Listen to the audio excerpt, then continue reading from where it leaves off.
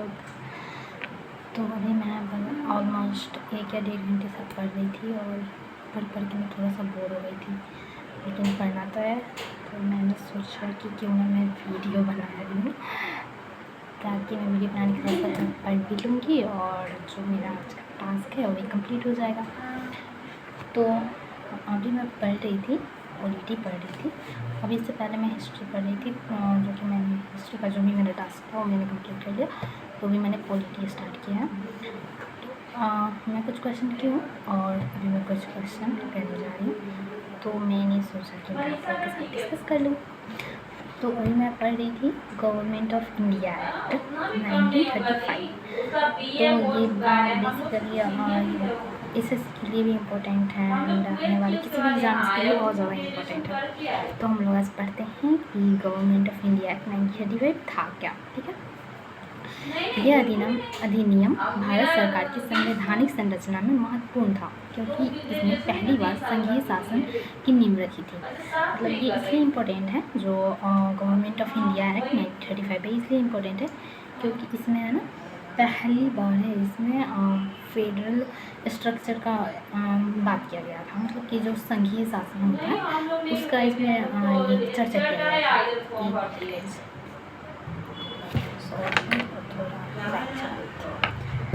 तो मैं क्या बता रही थी कि ये जो गवर्नमेंट ऑफ इंडिया एक्ट है 1935, इसमें पहली बार संघीय शासन की बात कही गई थी। हम जानते हैं कि संघीय व्यवस्था क्या है, जो फेडरल स्ट्रक्चर है वो क्या होता है। भारत को संघीय संरचना देने का प्रस्ताव रखा गया था। केंद्र और प्रांतों के बीच शक्तियों का विभाजन किया गया था।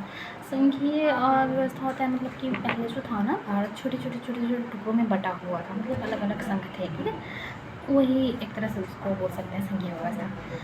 तो इसमें ना जो है ये जो एक्ट आया था, इसमें बोला गया था कि भारत को एक संघीय संरचना देने का, मतलब संघीय जो छोटे छोटे टुकड़े हैं उसको एक साथ कलेक्ट करके एक बड़ा राज्य, बड़ा स्टेट बनाने का। ठीक है, इसमें प्रस्ताव रखा गया था। उसके बाद केंद्र और प्रांतों की भी शक्तियों का विभाजन किया गया। तो एक केंद्र होता था, केंद्र जो अपर लेवल पे होता था और प्रांत जो छोटे छोटे लेवल्स पे होते। ठीक है, तो उनके बीच कौन सा मतलब बहुत सारे पावर्स थे। तो वो कौन सा पावर केंद्र सरकार के पास रहेगा, कौन सा पावर प्रांत, यानी कि ऐसा समझ सकते हो आप लोग स्टेट एंड कंट्री, ऐसा समझ सकते हो आप लोग। तो कंट्री हो गया केंद्र और स्टेट हो गया प्रांत। ठीक है, sorry it's my first time, so just ignore. उसके बाद इसमें क्या क्या और कहा गया था इस एक्ट में। प्रांतीय स्वायत्तता मतलब प्रोविंशियल एटोनॉमी की बात कही गई थी। इसमें प्रांतों को अधिक स्वायत्तता दी गई थी, मतलब जो निचले लेवल पर थे उसको अधिक स्वायत्तता दी गई थी, मतलब उसको अधिक पावर दिया गया था, अधिक इम्पोर्टेंस दिया गया था। गवर्नर के अधीन कर्मचारी परिषद को भारतीय मंत्रियों में प्रति उत्तरदायी बनाया गया था। भारतीय मंत्रियों के प्रति जो गवर्नर थे उसके अधीन जो भी कार्यकारी परिषद थे उसको भारतीय मंत्रियों के प्रति उत्तरदायी बनाया गया था। उसके बाद इसमें द्विसदनीय विधायिका की बात कही गई थी, जिसको बाइकैमरल लेजिस्लेचर कहा जाता है। कुछ प्रांतों में द्विसदनीय विधायिका की व्यवस्था की गई थी।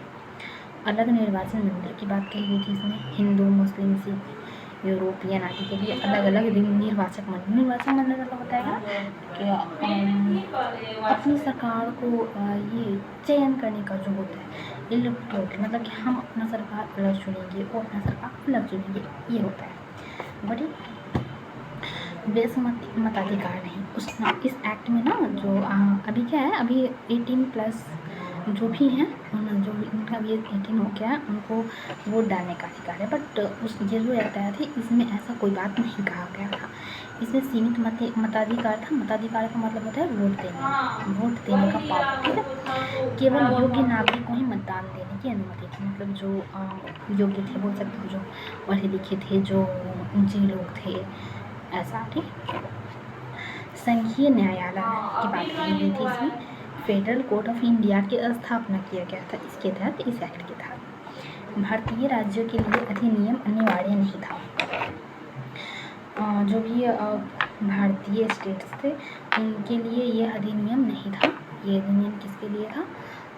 जो ब्रिटिश थे, ब्रिटिश था उस टाइम। तो 1935 में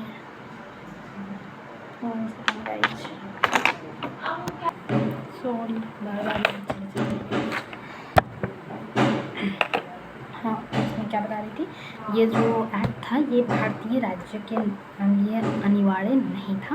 एक्ट मतलब हिंदी में इसको अधिनियम बोलते हैं, ठीक है। रियासतों को संघ में शामिल होने का विकल्प दिया गया था, लेकिन यह अनिवार्य नहीं था।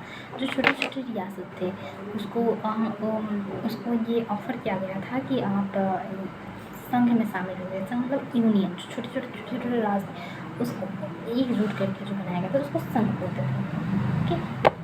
उसके बाद भारतीय संविधान के संघीय ढांचे और केंद्र राज्य संबंधों की प्रेरणा इसी से ली गई थी। संविधान के संघीय ढांचे, फ्रीडम स्ट्रक्चर टाइप मीन्स की जो भी हमारा एक संविधान बना है उसका जो स्ट्रक्चर है वो इसी एक्ट के थ्रू लिया गया था, government of India act 1935। Okay, उसके बाद इसमें और क्या था, भारतीय संविधान के निर्माण में कई संविधानों से प्रेरणा ली गई थी, लेकिन सबसे अधिक प्रभाव गवर्नमेंट ऑफ इंडिया एक्ट 1935 का था। जो हमारा संविधान है उसमें बहुत सारे संविधान से बहुत अलग अलग कंट्री के संविधान से लिया गया है, लेकिन जो ये गवर्नमेंट ऑफ इंडिया एक्ट 1935 है इसका बहुत बड़ा योगदान था। लोक सेवा आयोग, हाँ, इस एक्ट के थ्रू जो है यूपीएससी और राज्य सेवा आयोग की स्थापना की गई थी इसी एक्ट के थ्रू। जो यूपीएससी एग्ज़ाम जिसके लिए हम प्रेयर करते हैं